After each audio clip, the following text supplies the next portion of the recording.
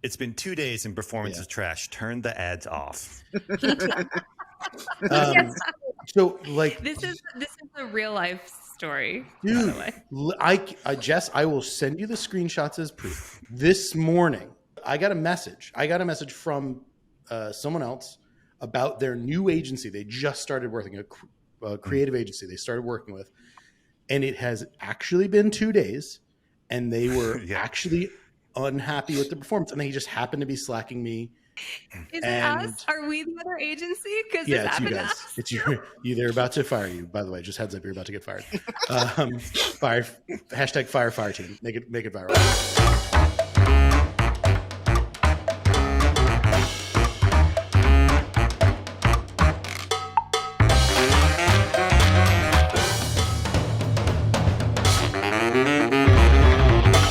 Everyone to the 11th episode of Adtopsy. We are deep into the double digits here. One of the best shows on YouTube that talks about ads and DTC ads. Also probably one of the only shows on YouTube that does it as well. So not in good company, but we're doing our thing here. Very special guest. We have Sarah Jane here. She is an amazing all-around marketer and media buyer. First saw her on Twitter. She's actually also one of the only media buyers that was doing anything interesting on Instagram ever, making good content over there. I wish you had kept up with it. It was great stuff, Sarah Jane. Welcome to the show. Thank you so much for having me. We'll get into your intro right after we intro all these other cast of characters here. We have Dr. Barry Hott on the show, as usual. We have Dr. Ike. We have myself, Dr. Jess Bachman, fully licensed after the last episode. That was fun. We have No Taker Supreme. Did we not? Was this not by default last episode? Okay. Yes. Yeah. Yeah. So asterisk on all of our doctorships here. No Taker Supreme, Nicole filling in for Aaron, and back again we have Nikki Brazier. How you doing, Nikki? I'm not a doctor. I'm the only one not a doctor. There are medical requirements for the doctorship, which you did not attain on the last episode. I'm sorry. Oh my goodness, I didn't even know. I feel so inadequate. This is your opportunity. To show. Okay, I'm nervous. Okay. And Sarah Jane, let us know what your deal is, what you're all about. Yeah, well, my name is Sarah Jane. I like to go by Sarah Jane or SJ, not anything else, because I will correct you. But that aside, I'm a media buyer. I've been in the game for I like to say 5 to 7 years.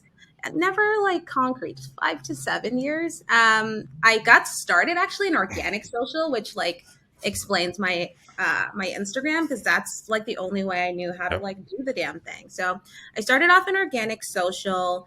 And I was working with a lot of small and medium businesses, but then I realized that a lot of them are looking for a monetary ROI and not necessarily a social ROI. So there was a little bit of turnover, because they were just yeah, this is great. We love what you're doing. We're growing, but this isn't bringing us bottom line money. So I was a little bit vengeful, and I'm how can I make my clients money? And that's kind of how I stepped into this wonderful world of paid. So I work currently as an account manager at a New York-based agency called the Ad Girls. And yeah, I spend my time running traffic on Facebook, Instagram, Snap, and TikTok. Yeah, we love the organic space here as well. And Nicole is our sort of social strategist.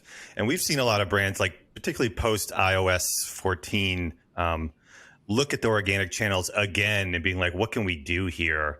We've ignored this for so long. How can we find an ROI? And you're still in the same position of this is untracked. I'm sorry that this is not going to be in your triple whale dashboard like everything else. But it's still a valuable place to play in if you can do it right and have capable operators. It's actually so funny, because I had a client reach out yesterday and be hey, how are we able to track the full customer journey from organic and Klaviyo and everything like that? And the short answer was just hey, you can't, but let me connect you to the triple whale support, and maybe they can help you with the journeys type of situation. So yeah, it's a thing. The best advice for tracking organic we got from a former client, and we did our organic social thing for them, and we were like, we're going to increase your engagement rate from this to this, and we had all these KPIs, and they were like, I don't care about anything. Like, if it works, I will feel it. I will feel it in my bones if it's working. And initially I was like, okay, I don't know what the over me. It'll just wash over me. Yeah. Well, initially I was like, I don't know if that's the best KPI, whether you feel it or not. But I've sort of come around to be like, you do feel it in non-metric ways. You feel if your organic social is working and popping all over the organization. If you don't feel it, it's probably not working. It's fair. So we have a packed show today. Sarah Jane brought 2 ads from the brand Sweetums, which is not from Parks and Rec. So darn it! I was really excited. Do we get Leslie Knope on too? That'd be amazing. That would be amazing. And then we have a couple rounds of shit clients say, which will be interesting. And then we have 1 round of shit agencies say. So I wanted to mix it up a little bit.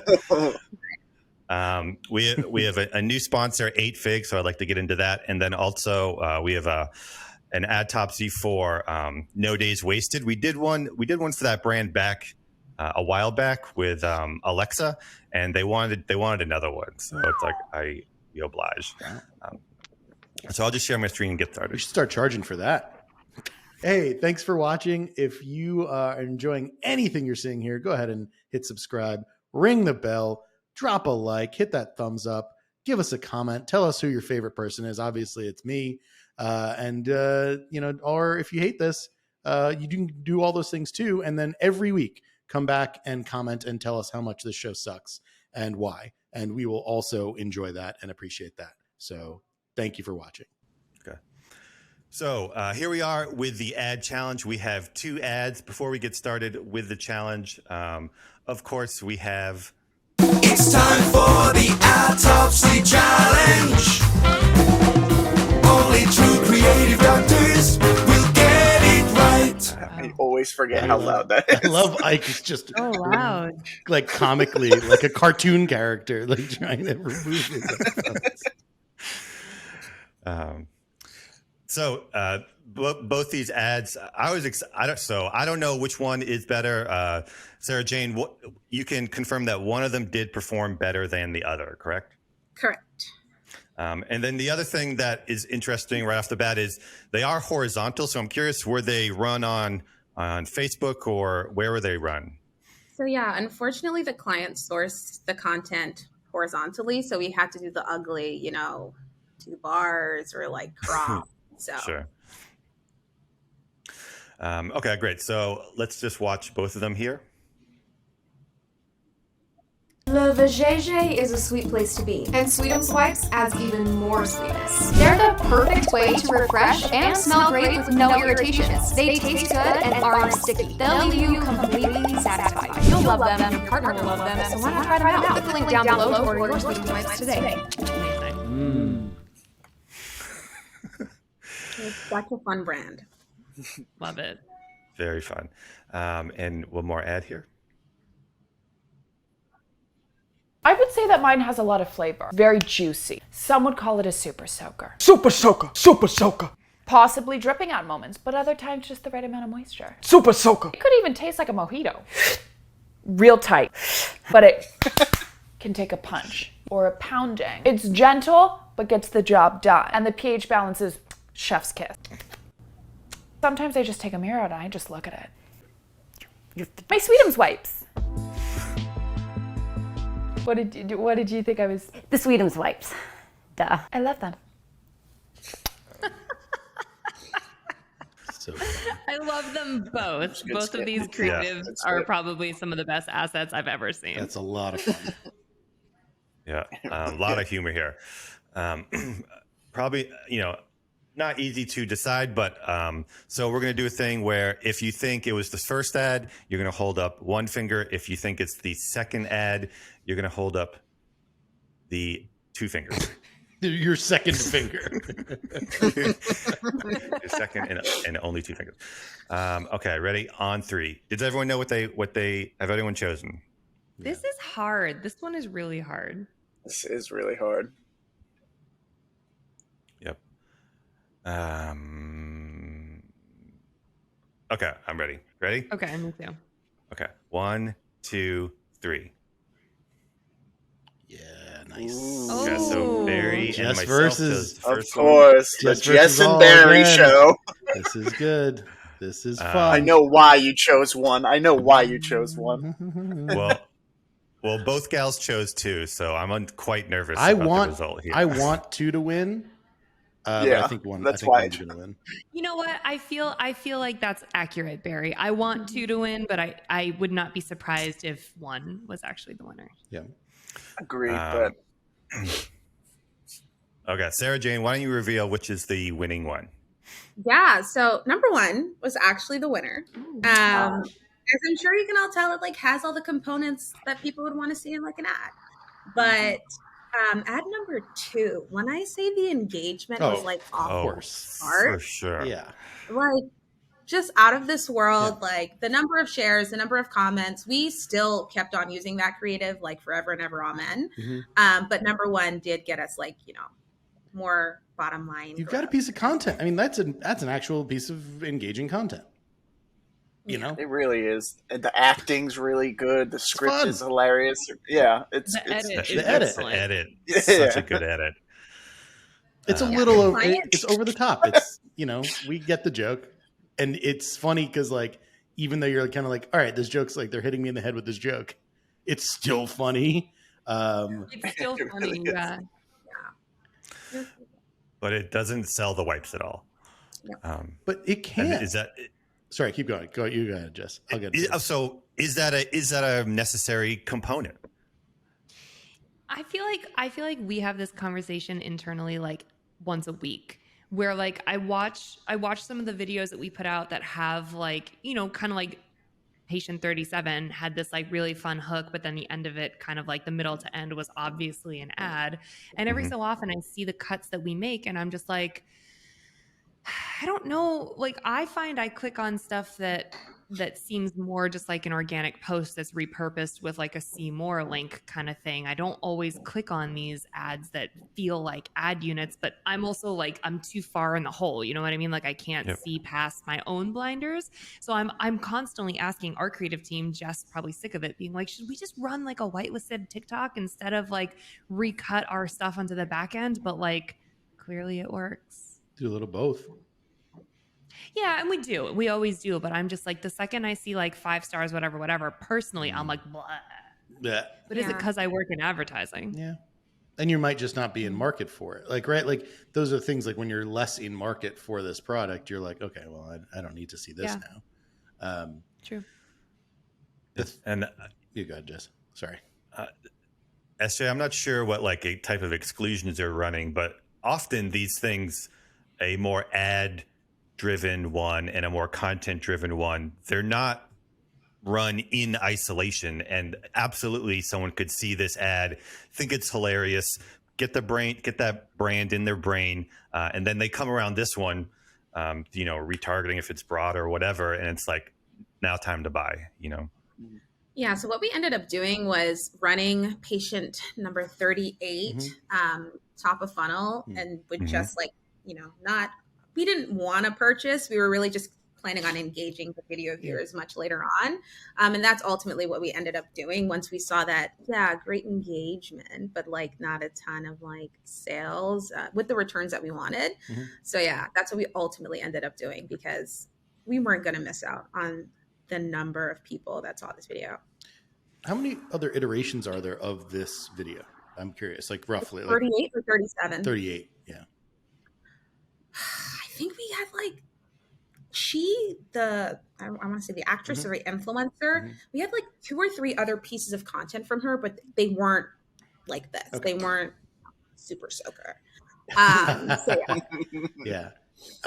Did you give her did she came up with that herself? Like that was her concept? So to be honest, I think that the founder, like she sourced like a pretty big, like a company that does this to do this. Okay. Like she definitely did say like, guys, I'm putting my heart and soul into this content. And obviously it paid off. Yeah. So I'm actually not quite sure of like the specifics. I definitely think the other team, played a part here as well. So Jess, this is an example I think we talked about on Twitter a little bit where I think maybe it was last week, a good creator can come up with a concept that can really work well. And it's hard to get it's possible someone wrote a good brief and got this, right? It's possible someone did, but I'd imagine this is more from that kind of TikTok creator vibe of like, how do I get attention? How do I make something that's interesting? And then how do I jam this product into it? Or how do I do that around this product?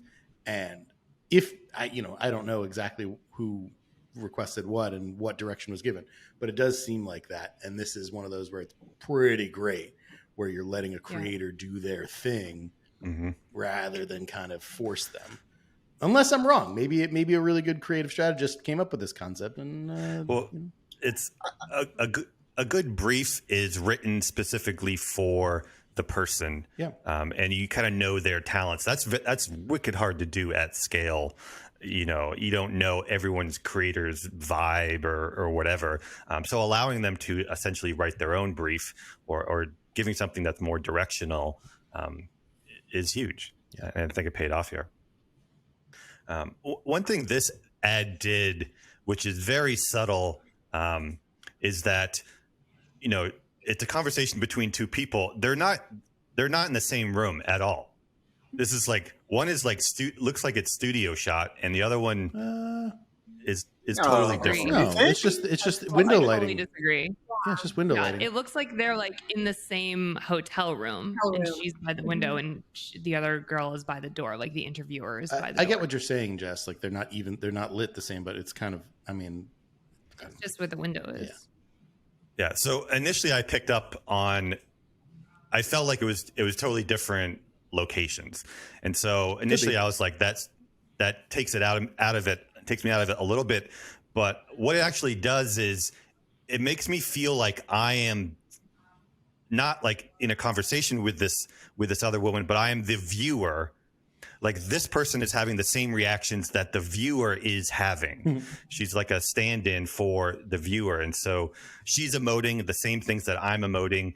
And I felt that effect would be worse if they were actually in the same room.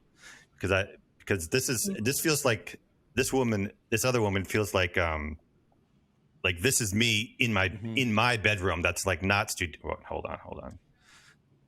This is me in my bedroom. That's not studio lit or whatever.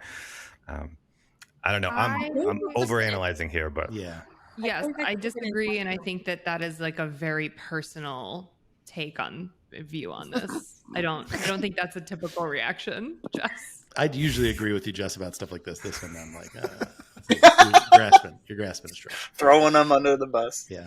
But I will agree, Jess, that like the point of the second woman was just to be whatever reaction the viewer is going to have. Like that was the point. Yeah. So in that respect, I agree with you. It's like we've got this actress doing her thing and riffing, and like this lady with the red hair is all of us. She is in the same room, but she's all of us. There's a term for that in film, right? Isn't it like the proxy for the viewer? There's some term for it. I don't know. Someone comment. I know we need Aaron for that. That sounds about right. There's a fourth wall. So this is definitely an ad where you've earned the viewer's attention, and you probably earned another 30 seconds or 20 seconds after that. So you might even just like stick this ad behind it, or anything you could put behind it. You have them. You have them in the palm of your hand. So opportunity to go a little salesy on the back end of this. I don't know. I feel like, and Sarah Jane can explain better why they did or didn't do that, but I do feel like you earn some sort of respect and rapport with the potential buyer as a brand if you just serve them a piece of content first and then retarget them later. I think. I feel like that's what we did, right? But I also am of the mind that like some people just like a good laugh and like good content and are not like kinky and like don't want, flavored wipes in the bedroom, right? Yeah. And I feel like sometimes like ultimately like that's the trade-off. It's inevitable. It's going to happen, but I think it does, like you said, Nikki, just like build like brand camaraderie. Like, we like you. You're cool. Yeah. Like people look forward to seeing ads like that, I think. Right. And I don't know if they would get that if the last 30 seconds or the last 19 seconds were 5 stars, this, that, and the other thing. But I do see where you're coming from, Barry. Like, you have their attention. Yeah. Stick it on the end. I mean, I would do both. Like, first, like, SJ, like, you're totally right. I just, and I agree with kind of all of you. Echoing what Jess said, though, like, there's 2 things. One, I love that Jess, you called out, like, just tack on some more shit to it. 100%. Why not? Right? Like, Nikki, if someone's completed all of that video already, you've earned the right to like move to anything else. You have their attention still, rather than that video just ending or looping or whatever. You're not giving them enough right there. That end is not giving them enough about what the product is. That's why I picked 37 over 38. There's nothing about what the product is. It's taking a pounding. Like, I don't know what that is.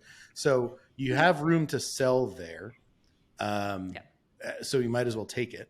And what I would actually say I would want to do, I would say to Ike, really, like, Ike, if you know this video gets attention and people are, interested in it, like, could you chop this up and mix the two, or like chop this one up to use that attention and fun and joke, and maybe get that going for like 10 seconds or less, or 15 seconds, and then get it into a more salesy type thing without being like too salesy. That's what I would do. Hey, so if you think what Barry just said was absolutely insane, you need to drop a comment below and tell us how you specifically disagree with Barry. Because if you don't do that, he's just going to go on, and this is going to become a narrative. It's going to come all over Twitter. Yeah. He's going to make hats that say whatever he just said, and we don't want to get to that state. No. So drop a comment below, and I would really let's check Barry's ego together. My ego is expanding every second if you don't. So please help me. Please. That hat is non-elastic, so we could have a medical condition on our hands soon. For sure. And that is a strategy that we impart a lot, where we have a sort of like sales pitch, right? Or combo of different types of clips or reviews or whatever that we kind of have as this one little unit that we can sort of move the pieces around in it. But we always are getting to like all the USPs or the reviews or the founder story or whatever we think is important to the brand. And we'll throw different hooks on the front end of it in order to see what works, but always follow up with like, here's all the things you need to know. Right. That is something that we do often. I just feel like sometimes with an excellent piece of content that's shareable, it becomes less shareable when there's extra salesy stuff on it. Does. Those are 2 different purposes, right? Like, so I'm with you. If the purpose is, something crazy fun and shareable, okay, great. That has value. I'm down. I'm talking about making this into a different use. Jess, is it okay if we play the first 10 seconds of this with audio for again? Yep. I would say that mine has a lot of flavor. Very juicy. Some would call it a super soaker. Super soaker. Super soaker. Possibly dripping out moments, but other times just the right amount of moisture. Super soaker. It could even taste like seconds. A mojito. Like already 10 seconds, I'm like, okay, I'm in. I'm locked. Like, 5 seconds and I was probably locked in. So I think you could pivot at like around the 10-second mark to something else there. Maybe not. I don't know. But there's something worth trying. Yeah, there's something. It would definitely be worth a cut. I think it's worth a test, especially if you got such a great engagement on 38 and great sales on 37. Why not try to like optimize both, right? Get engagement and those sales. I mean, it's worth a test. Yeah. SJ, you're very fortunate to even have a client that can lean into humor and is willing to do that. It's kind of like a lost art in D2C ads these days. I feel like with the product that she's selling, like, of course, like you've got to, like, if you're trying to be like stuck up and sell, sex wipes, like, get out of here. So she's super fun to work with. It's good. So into our sponsor here, Triple Whale, who's doing a lot of interesting things. I am going to just head over to So, sponsor Triple Whale, just showing off some things in the creative cockpit. I used this recently. I'm loving this more and more. Some people use motion. I don't know. I'm loving the creative cockpit. One use case I had was I went in to write some ads for new copy for some ads, and I wanted to use stuff that worked, copy that worked, not ads that worked, copy that worked. And one thing that Triple Whale can do is you can look by copy. So if I look at the last 30 days, it shows you, top performing copy. I think this is sorted by ad spend. Nice. But here's one that is, it peaked in sort of September and then it went down. This copy is very much like spooky accessories for iced coffee lovers. So like seasonal copy peaked and then and then dropped. So, but looking for copy that works in Facebook Ads Manager is like next to impossible. It can be done, but it's hard to sort and sift. And this just does such a great job. So I went in there and I looked at stuff that was sort of trending, and I was like, oh, this green one, I'm going to use that, and sort of modified it to do something that works. Cool. They do that for videos and in images as well. And the pixels information is in there too, which is key, because if I look for copy that works in Facebook Ads Manager, I'm resorted to whatever the Facebook pixel says, which is not always accurate. Yep. Lastly, on Triple Whale, they are doing a Creator Palooza. Barry, you're going to this, right? I don't know yet. We'll see. I'm still in talks. Nikki and Rachel are going. Oh, no way. Uh-huh. Oh. Wait, and Jess is speaking. Yeah. Wow. I will Yep. talk to my people. I'll have my people talk to their people. Amazing. We'll talk about this more later, but so into this segment called Shit Client Says, we have two challenges. Sarah Jane, I'd like you to take one of them, and then Barry, maybe you can take the other one. But we'll present something that a client would say, and so our job is to role play how we might respond to it. In a kind and caring way, right? In a kind and constructive way, full of love and attention. Pass. All right. I'm an editor. I don't deal with people well. Sarah Jane, which one would you like to take? Challenge 1 or challenge 2? Let's keep it spicy. Let's do challenge 2. Ooh. Challenge 2 is the spicier one. Yeah, I Okay. figured. So a client comes to you and says, Barry Hot on Twitter says ugly ads work the best. Can you make the ads uglier? Kind and caring. Okay, yeah. You make the ads uglier. Hi, Amy. Thank you so much for this request. And you know what? You're 100% right. Sometimes the best ad or the best looking ad doesn't perform as well as an uglier looking ad. Would it be possible for you to shoot some content with your iPhone and maybe just don't put as much effort into it as you do for the rest of the content? And I think everything is open to testing, and we're just going to make decisions backed by data. Thanks so much. I love Chef's that. kiss. Love Chef's Sarah kiss. Jane. Wow. So, I don't know. Sometimes clients are like, I see this hot take on Twitter, do it or whatever. I'm curious, and Nikki, since you're client facing, would you add anything to this, or how would you deal with just dropping other people's advice into our workflow? Yeah. I full on agree with Sarah Jane's response. I think everyone just wants to be heard, right? So like if a client makes a request, there's no reason to shut them down. If you think it's a really bad idea, then explain why you don't think it's the right fit for them. But at the end of the day, like if someone's like, hey, I saw this thing, should we try it? Like a human response is like, yeah, we can definitely try it. I personally don't think I would rush to be like, can you shoot some content right now and we'll drop it in? I think I would be like, hey, the reason we didn't go with this is for X, Y, or Z, and we've got some stuff that's about to hit the marketplace. Can we test it first? And then we can go ahead and make new stuff depending on what that data shows us. But yeah, at the end of the day, I think like we tend to get defensive, right? When we put our hearts and souls into strategies and we make these beautiful ad units or these ugly ad units or whatever we're doing, like we really feel like we've got the strategy to win it. And then the client's like, hey, can you try this other thing? And immediately we are like, the defensive mode goes up and we're like, no, that's stupid. We have our own plan. We know what but the reality is like, it's just people working with people. Like there's no reason to be like, fuck you, that's a bad idea. We got to be like, yeah, sure. Of course. Every idea is a decent idea. Let's test it and see how it goes. So I full on agree with Sarah Jane. Excellent. I love this. So does anyone want to take on the second challenge? Can I add to that? Wait, that was the second challenge, wasn't Yeah. it? Or that was challenge? Sorry, whatever. the second of the challenges. Okay. I just wanted to call something out. There is something difficult with, I think what Nick, you were saying.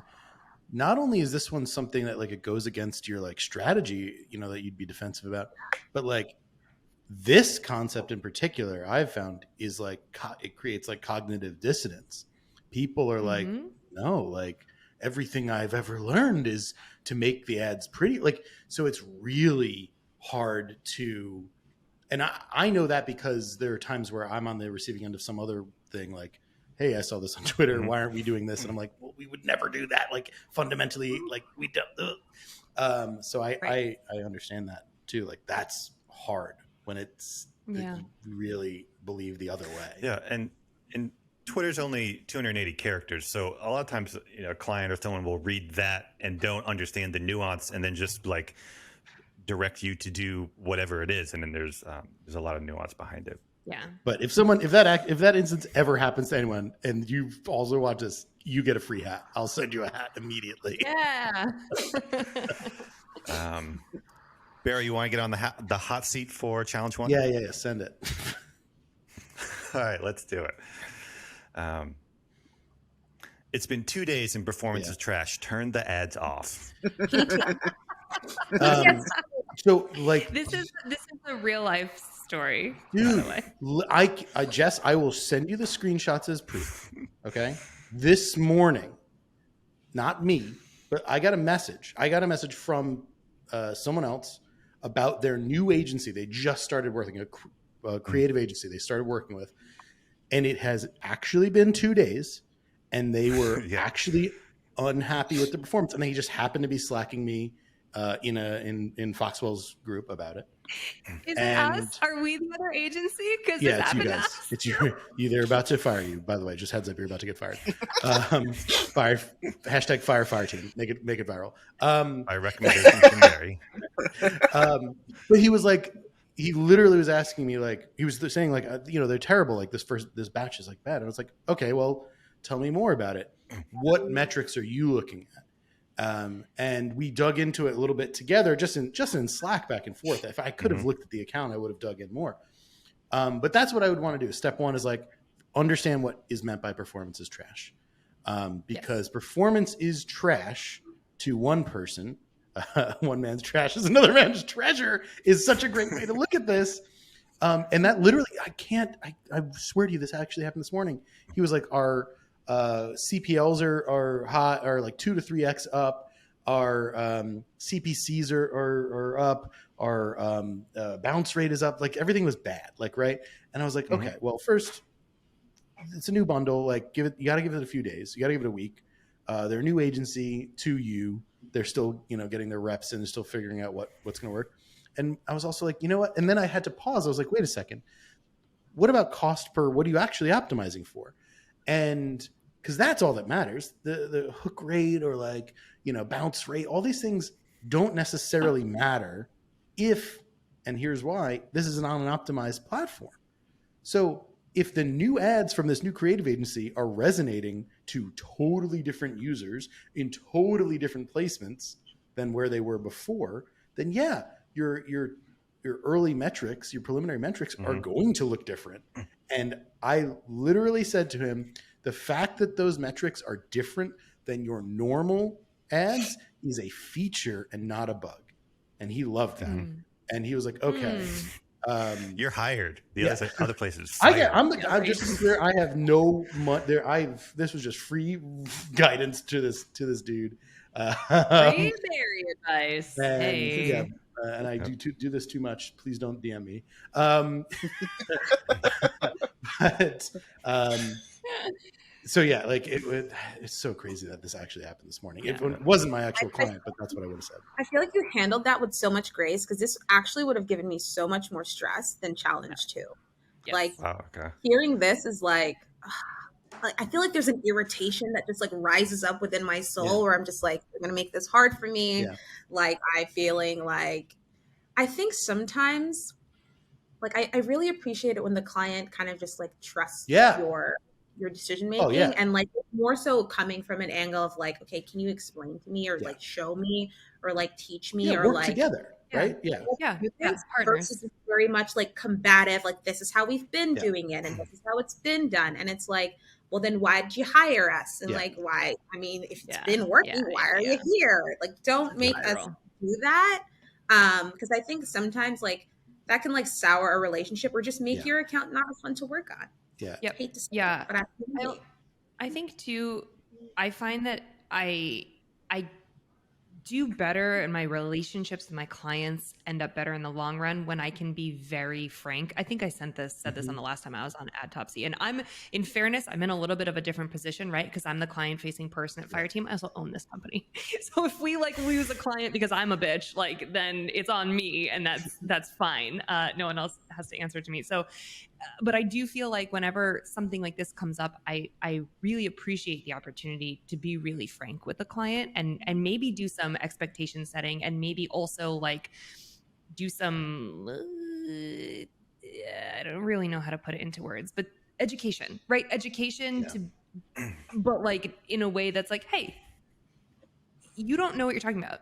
And let me tell you why. And let me tell you why we do it differently. Let me tell you why you need to wait 7 days, or let me tell you whatever. But I will say also, because similar to the last one, this is like a human to human interaction. As Barry did, it is really worth it to sit down and go through the performance and be like, what exactly, show me what you're seeing that is trash. And let's have an understanding whether or not there is something here that does need to change. Because in our case, when this happened to us, 90% of everything that was happening in the campaign was totally normal because it was 2 days old. And 10%, actually, there was a little bit of a red flag and something that we did need to look at, an adjustment we did need to make. So they weren't like insane off base. This sentence is insane off base, but you know, they had valid reason to come to us for a little bit of concern. So yeah, it's just about being really transparent. Yeah. The other thing worth mentioning is that clients can see in their dashboard the negative effect of poor performance, but what they can't see is the cost of changing your strategy, switching your agency, or making a lot of premature changes all the time, which is massively expensive, which is huge. Like let's leave the ads on for 7 days before you kill the agency or something like that, because it's before you go over to Barry. Over to the dark side. Yeah. Well, he wasn't. I gotta hop off, guys. I'm so sorry. Thank you for having me on this again. I love you all. Great to see you. Bye, Nikki. Bye, Nikki. This is, by the way, I again love this conversation. I could do a full hour on this topic with all of you. This is so crazy. And I'm actually about to send you the screenshot just to prove that I didn't make this up.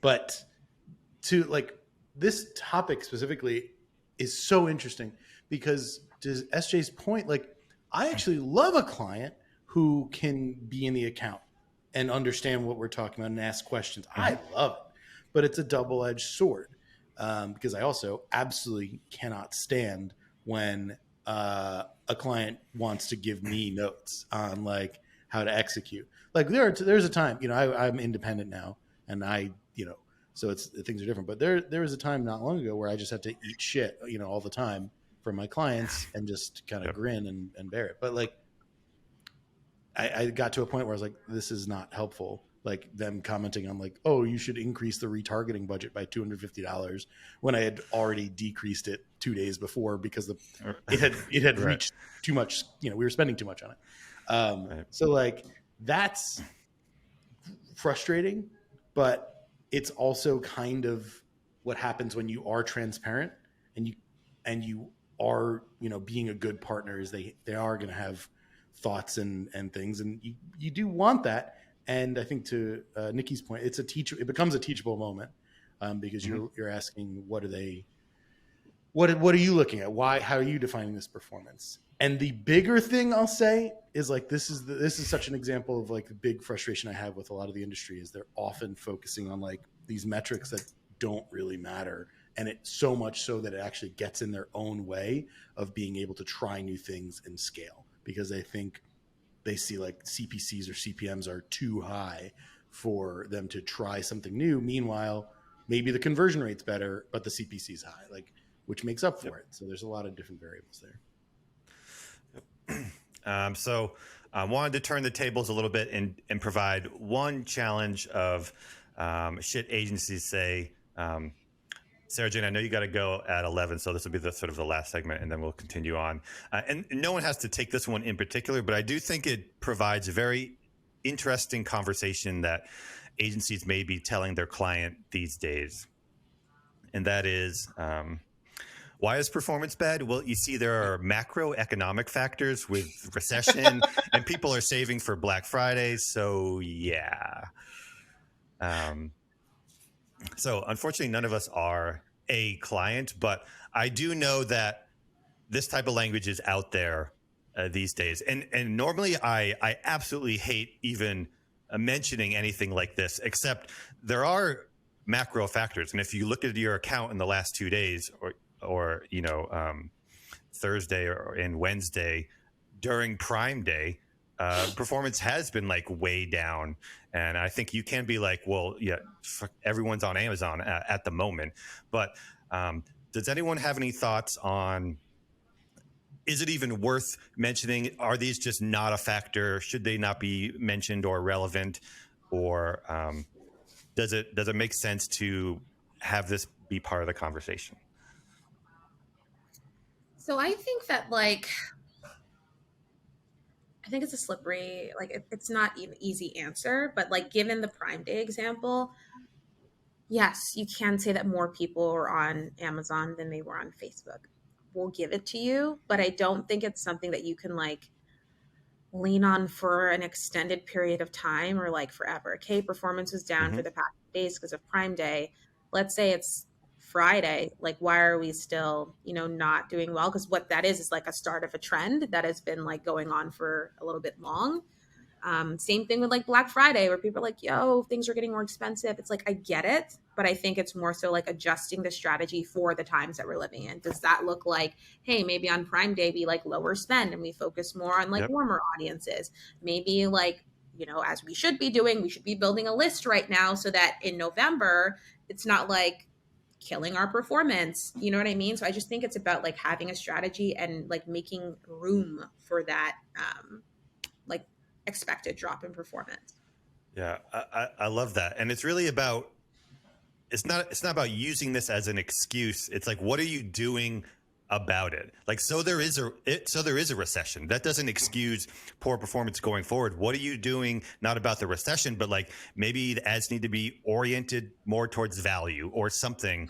This is just another roadblock or a hurdle that you have to get over, and what you're paying people to get over it and figure out solutions. That's why you're paying them. So Barry, how do you think about this? I go both ways in this. There's definitely people that just, they just plaster excuses and excuses and excuses to make up for them not doing shit. But also, like you said, there are macro factors. So it's kind of sticky. You can't just blame it, without doing anything, but it is true. A lot of times clients do forget these other factors. They just expect day over day, week over week, month over month, quarter over quarter growth, year over year growth at, and improve efficiency, because that's what they're paying you to do is improve, despite, there being more and more and more and more advertisers. And now the big thing that's changed in the last year or two, aside from iOS 14, is that there is not growth on these platforms, on Facebook. Sorry, there is not growth. There used to be. So that the number of ads that could be served at any moment has decreased, whereas it used to increase. So There's that unrealistic expectation of that, and that's a big problem for this. So I would say, some of this stuff, like, macroeconomic factors, recession, it's valid. I've definitely noticed days where weeks where the stock market's down, your ad performance is going to be worse too. So that is a thing, especially depending on what you're selling, and who you're selling to. That's a huge factor. And the other thing is like the auction. You don't know who's spending more or less, and you can't. But you have to think about, like, it is not just Black Friday. People are spending more and more because it's coming up to Black Friday. So there are those macro factors, but then there's also those macro external factors that you can't control. And so I think it is important to make sure we're talking about them. Make sure that if you have an understanding of it, that your client does as well, and that you at least have a similar alignment on it. But the other big thing is, it depends on how deep, how embedded you are, how much you're impacting you care about their business, or you can care about their business at scale. Yeah, and so if you're a client and your agency, says this, I would look if they're working. Are they working hard? Are they still iterating and testing? And if they are, sure, there's some macroeconomic factors. If they aren't, this is not an excuse for. This will absolutely be used as an excuse for poor performance in the next 6 months for some agencies. So I would just look at see how much effort is being applied there. It's also true, right? Like, if nothing else changes and performance gets worse, right? Like, this because of external factors typically. Yeah, it can be true, and it's going to be true in both cases. If your agency is working hard or not working hard, it's just if they're not working hard, they're just going to have this blanket excuse. Right. Yeah, totally. So, Sarah Jane, before you hop off, let people know where to find you. Are you taking clients, or what's your deal? What's the situation? Yes. So funnily enough, I went on Instagram and I changed the thing in my bio that has said not accepting new clients. It's been there for a little bit, to accepting new clients. So yeah, I'm most active on Twitter. If I don't tweet, I'm still there watching. So yeah, you can find me on Twitter at Sarah Jane Aguirre. And yeah, you can shoot me a DM. Always happy to chat if you are a business that is selling primarily to women, or if you have a product that is in hair, beauty, fashion, or for women. I got you. Love it. Nice. Thank you for joining us. Really love it. Thank you for having me. I'm going to jump, but it's been great meeting every single one of you. Yeah, you Nice too. meeting you, Sarah Jane. Thanks for coming. Nicole, you got a rep for your gender here. We're losing them. I'm ready. I'm here. Slay. Is it something I said? Is it my breath? Could be. It could be. So, news. We guys can go over, right? I hope so. Yeah. Okay. So, new sponsor here, 8Fig. 8Fig is they're a lender for D2C brands. And there's a lot of lenders out there like Clearco, and there's a lot of different models where you can like get funded based off your ROAS or all that stuff feels like a little bit of like a deal with the devil. Like I don't want lending based off my ROAS, for Christ's sake. Sounds wicked dangerous. But 8Fig is a little bit different. So what they do is, like, you get into their platform and you set up, they have this thing called the Line Lab where you set up what a production run sort of looks like, from the deposit, the balance, the freight, logistics, and the marketing and all those costs. And they fund this production run. Like, that's it. They just fund this production run. And you can use this tool to schedule or map stuff out, but they will fund this production run. And I think the payment terms, it's interesting because they're set up just for funding these runs and not, just the overall lender. You pay it back like 2 weeks after you receive delivery of the product, which means if the product gets stuck in, some the Straits of Gibraltar or whatever for 6 months, you actually don't have to pay for that until it's delivered, which is very friendly to businesses as well. Very, very interesting model going on here. And so if you want to explore what sort of 8Fig is, you can, you can scan, put your phone up to the screen and scan this QR code. It'll send you right there. And I asked, like, what is the onboarding situation? And they're like, oh yeah, there's like an onboarding flow, and we have a customer support team. And I was like, no, that is not what Adtopsy viewers need. They need a Joey or a Diane. They need a person to help people out. And they were like, okay, we got Lamar. Here's your boy, Lamar Lazarus, probably the coolest name on LinkedIn. Head of customer success. Just email Lamar with 2 R's at 8fig.co, and he will help you. He will work through any questions you have. This tool is 100% free to try and set up, and then if you want to get funding, that's a separate conversation, but worth looking into what they're doing. That's rad. Okay, patient 039, no days wasted. We did one of these a while ago, but they're back. They loved it. And so here we go. I wake up feeling great. I work a 9 to 5. I like to go and have fun. I live in Vancouver. We're social people. Ma'am, without these guys, I don't even know what I would do. Like, absolutely amazing. It's pretty cool. It's awesome, honestly. Try it.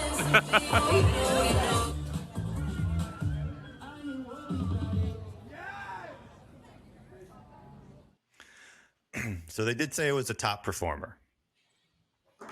And what I remember from the last one, it's so similar to the last one where they had this like affable guy and he looked fun to party with, but also kind of said nothing about the product. I watched it and I didn't even know what the product was. It was the one at like a convention, right? And he was like walking around a convention.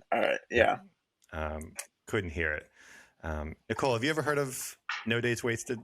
No, unless from the other Adtopsy, but is he a dentist? Is he wearing scrubs? I don't think so. But no, I don't get hangovers yet, so no. So you already knew what No Days Wasted was prior to this? I get ads for them on Instagram, but I don't click them.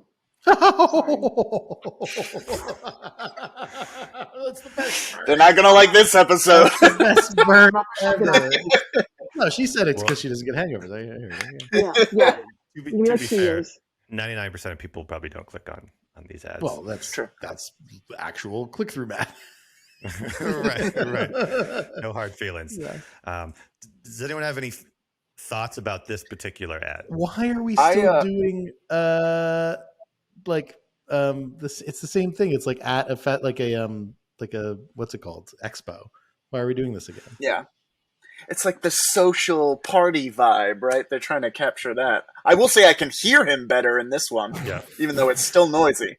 Yeah, ma'am. It's an interesting point, Barry, because they're presenting a specific use case, and if I see the first ad and it's like, oh, you could take that whenever, but this guy's at a conference. And if I see now 2 people who are at like events, I'm almost like, is this like for events? Do I not need this until I, go to Create-A-Palooza or something? Right. Wait. Yeah. Will I get invited to? Yeah. Is that a good point? Like, is that what they're maybe I'm misunderstanding the demo for this. Like, it's for people like, when I go to a conference, so that I inevitably drink when I'm away from my wife and kid. I'm gonna drink so much that the next morning I'm gonna be hungover and I need to feel good and still be able to make it to the rest of the conference or expo. Like, is that what this is actually targeting? That feels too niche to be a proper business model. That's what I'm saying, right? Like, shouldn't they be showing someone come on, give me someone having a walk of shame. Show me a walk of shame. Show me a guy walk of shame, girl walk of shame, whatever. That's what I want to see, and them feeling great. Give me the best feeling great while walking in shame. The best feeling walk of shame, and rename walk of shame. I just came up with $1 billion ad campaign right there. Like, come up with a better, walk of singing pride. in the rain version of walk in shame. Right, exactly. Nicole, is one reason why you don't click on this, and I've only seen 2 of their ads, is because it's dudes? Yes, that's part of it, but I'm just overwhelmed. Like, there's just so much going on in this ad that it turns me off.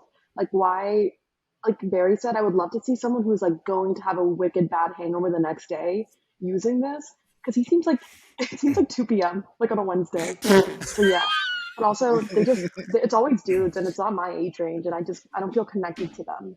I feel anxious watching this ad. 2 p.m. Like, why is he screaming? It does look like 2 p.m. on a Wednesday. That's great. Yeah. Can you start this? Can you play this from the beginning again? What's the first? What are the first words? What are the first thing he says? Who cares? Who cares? 2 statements in a row. I woke up feeling great. Okay. I mean, like, there are some people that will get their attention.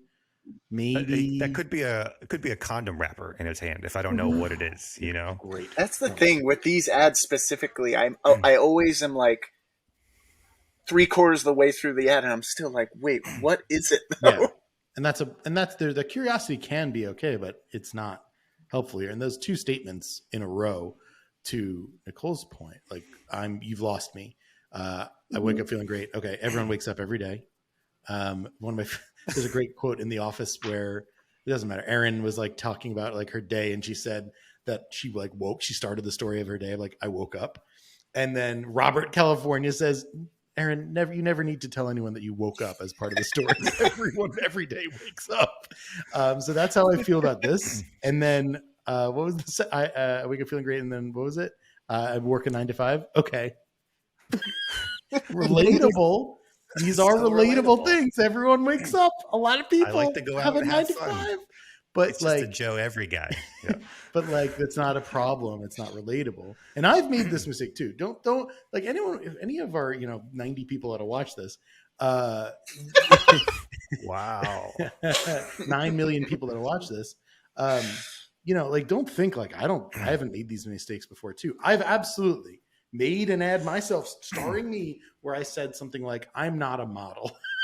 That was like my hook. And I thought like that was like, it was like a skincare thing. And I was like, oh, that's relatable, right? Like, I'm trying to be, but it doesn't matter because it's relatable, but nobody cares. So like, nobody cares that I'm not a model. Obviously I'm not a model. So me saying that doesn't help. Same thing here. This doesn't help. Yeah. This doesn't answer. So what? Yeah. There's an interesting point about, they said this was a top performer. Right. Apparently the last one we did was also a top performer. And so I think there can be a danger of, and both these ads are similar. There's like a dude, it's like frantic. They're very similar ads. So there can be a danger of like, you have a top performer and then you just want to replicate it. And you're like, something about this ad works. And then you replicate it, but then you're actually going after the same people and you're not expanding your audience at all with new value props or anything. And, those ads now are competing against each other. And so, I would love to see something from them that is different from this, to really broaden the horizons of what this product's for and who it's for. Hey, if you're, by the way, going back to one man's trash is another man's treasure, one man's treasure is another man's trash, right? Like, if they're, look, I've seen plenty of times where I see a best performing ad in an account, and I'm like, great, do better. You can do way better than this, just because it's beat all the other, garbage that you've made. And I'm not actually shitting on them that hard. I don't mean to shit on them specifically. These ads are not that bad. Let me just make sure I'm saying that. But it's my point is everyone can do better. And just because it's their best performing doesn't mean they can't improve. And I challenge myself of that constantly, which, so I'm real fun to work with. But yeah, so they can do better. Just because it's their best performer doesn't mean it's like it is the best that it can be or that is possible. I think they do a really good job at like choosing these really well-spoken dudes that seem fun. Yeah. something that's similar about this one and the last ad is like I'm lacking a hook. I need something up front. And you were so right. It's like so generic. I'm working a 9 to 5. Something like I got wasted last night or something, just to like bring me into. I live in Vancouver. I live in Vancouver is a line he says. Yes. All right. Snip that. Just something. Do you live in Vancouver? This is for you. This is a product for hangovers in Vancouver. Specifically, is it only targeted to Vancouver? Yeah, I'm wondering. It's made for that altitude level and that close to the sea. Close to the sea. So like, yeah, but the style, I mean, there's lots of the style that's good. It's got that almost like Man on the Street vibe, almost that vibe. Mm-hmm. You know, it's got the TikTok caption style. Like, there's a lot they're getting right here. And that can help performance and keep people paying attention. There are some confusing elements. Like he's like, watch this, guys. Dumps it into his hand. Is this like that'd be a better dip? hook. Well, it's like if it goes into a drink, it feels like I don't know what the application of it is. Does he like then? I think he just takes it like pills. Yeah, he just like stuffs it in his mouth. It was a powder. Does he gummy it? Does he do a gummy? He smashes it up and snorts it. That's how I take my hangover medication. Well, yeah. So like, I need to see the application. If he puts it in a drink, oh wait, yeah, there, yeah, he takes it like it is pills. A pill. What? I thought it was a powder. I think it's both, right? Isn't there both? I used to work with. Oh my gosh, I just blanked on the name. Another one of these hangover cures. Oh wow, that's bad that I can't remember them. Cut this out. Liquid IV? What? No, I'll find it. Don't worry about it. And they had both pills and powder, if I remember correctly. Okay. So I'm not sure which you take for what. But yeah.